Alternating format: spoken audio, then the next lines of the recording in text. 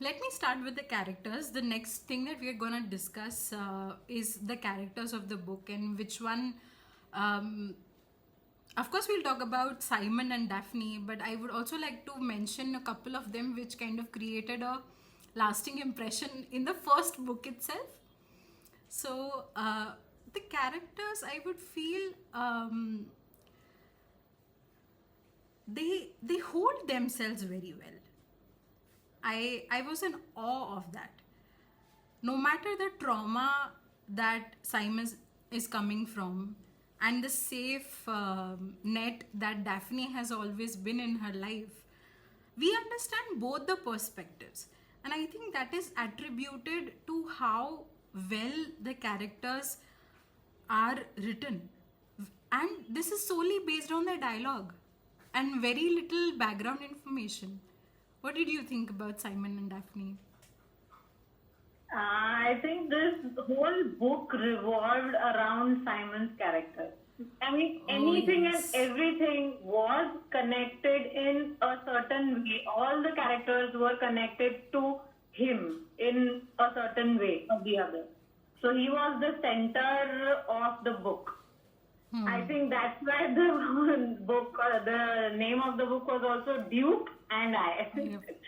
Because he was the central character and he was written very well.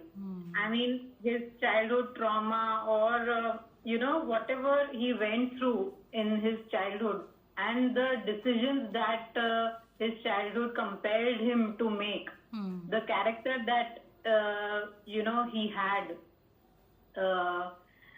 the perceptions that he had in mind, the anger, the aggression that he had in him, everything was completely justified, relatable. So yes, Daphne's character, I thought, I cannot say it was weak, but as I said, it was because of Simon. So yes, she, of course, she was there to support him in every way, to make him realize what he is, what he really is, what he really is capable of, and to see his life in a different way, in a brighter way, Yes. rather than,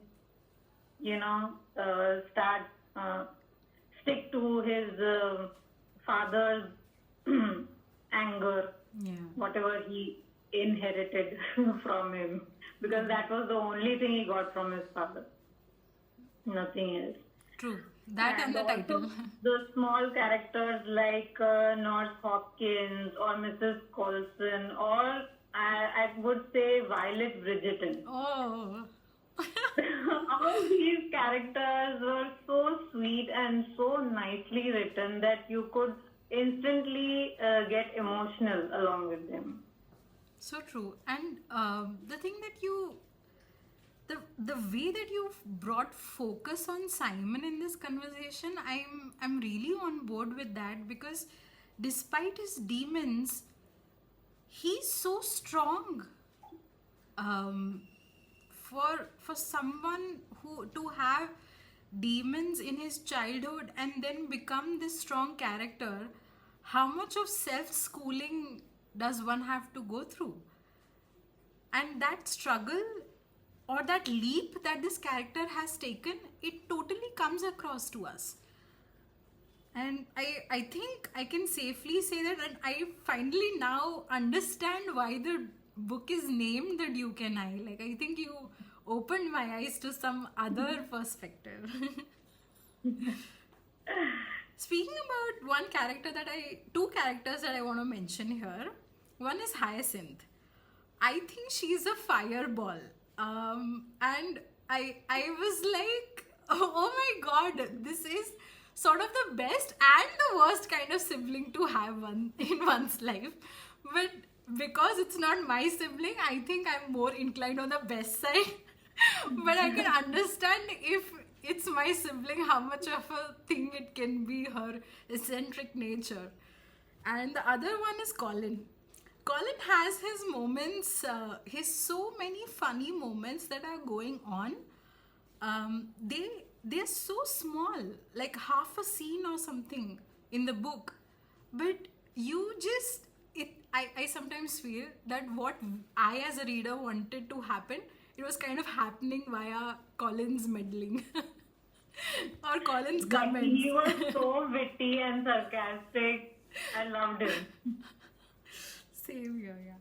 And Violet Bridgerton is kind of the best mother that both of these have. I think I didn't do that much research, but Edmund, I think Edmund is the name of their father.